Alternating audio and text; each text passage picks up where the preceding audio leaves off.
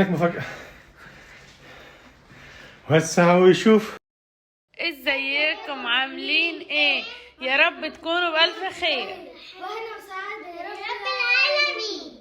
وحشتنا جدا جدا. صباح الخير او مساء الخير على حسب التوقيت اللي بتشوفوا فيه الفيديو، بس بالنسبه لنا احنا صباح الخير عشان الساعه كام؟ 9 الصبح. فاحنا صاحيين بدري النهارده علشان خاطر المفاجاه اللي اتعملت امبارح ديت.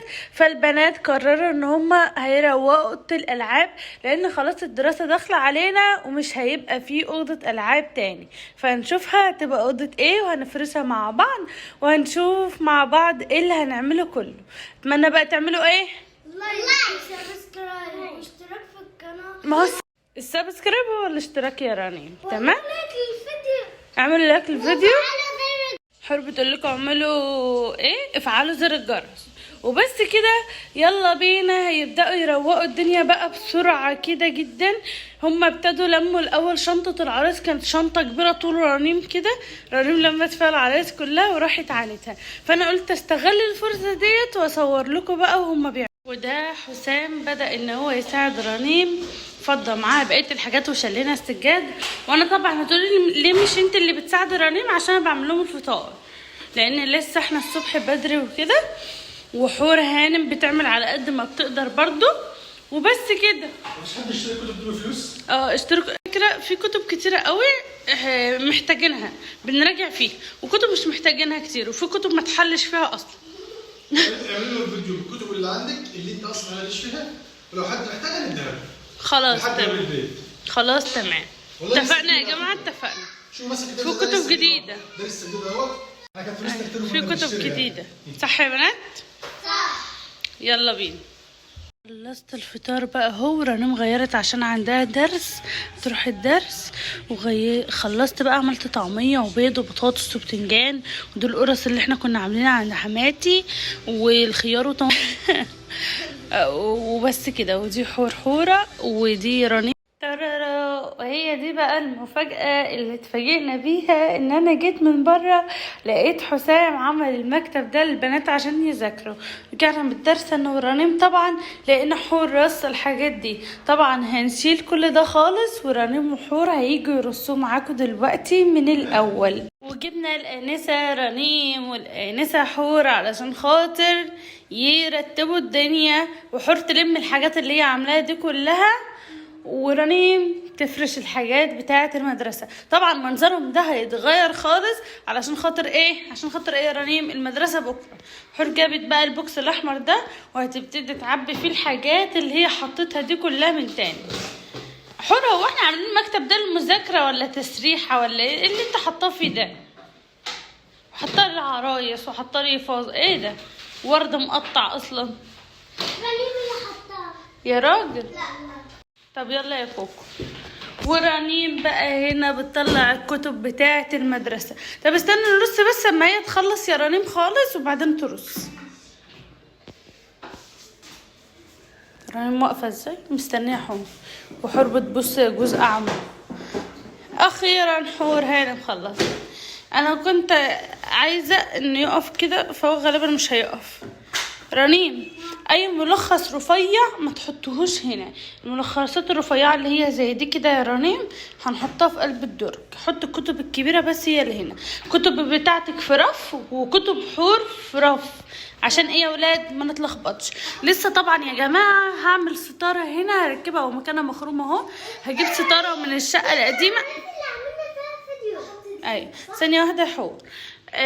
لسه يا جماعه طبعا هنجيب الستاره نعلقها هنا. لا، كتب المدرسه يا رنا هتحط في شنطه المدرسه. هنجيب الستاره يا جماعه نعلقها هنا، وهفرش لهم سجاده، وهجيب لهم الكراسي بتاعه المكتب، لان احنا لسه ما عملناش ليه كراسي. وبينما رنيم بترص كتب حور بترص برضو الكتب الصغيره هناك. ما كانتش الرفوف دي تبقى كبيره شويه عشان الكتب تتحط شكلها واقفه فيها كده. ماما. ده كتاب ده هنا يا حور. لا ده هنا، ده هنا. ماما ده ملخص. حطيه برضو. ده بتاعك يا رنيم صح؟ ايوه حطيه في الدور. شطوره. بغبغانات رنيم، بغبغانات. لا بص هتحط هنا. درج يا عم لا ده بتاع المدرسة، دول هنحطهم بالليل او بكرة في شنطة المدرسة. يلا ما عادش اي كتب خالص. دروس ازاي؟ لا لسه في يا رنيم انا متأكدة. تعالوا بقى اوريكم انا عملت ايه. رنيم فرشت الادراج بتاعتها، الدرج ما شاء الله كبير وغويط، حطوا فيه قسموا دسة الكراسات كده على الدرجين، حطوا الالوان والحاجات اللي كانوا جايبينها كلها، المقلمة والالوان الكبيرة والصغيرة في المسطر، اقلام، مسطرة، كل ده حطوه في الادراج دي. رنيم عملت درج ليها طبعا، وده درج حور، ده فيه الكراسات بتاعه الدرس بتاع حور، الدروس بتاعه حور، الكراسات هنا والالوان برضو والاستيكه والمقلمه وبقيه الكراسات بتاعه الدستات. فوق بقى كده حطت لهم الفانوس ده، الفانوس ده بتاع رنيم، وخدوا العلبه بتاعه العيد سعيد، لسه هدور على السور بتاعها ركبوا لها من اول وجديد بقى تاني. حطت فيه هنا من جوه كده، افتحي ثانية واحدة، افتحي كده، مش راضي يفتح ليه؟ اهو حطيت هنا في الآلة الحاسبة الصغيرة والنوتة الصغيرة دي كده، والدباسة بتاعة الورق.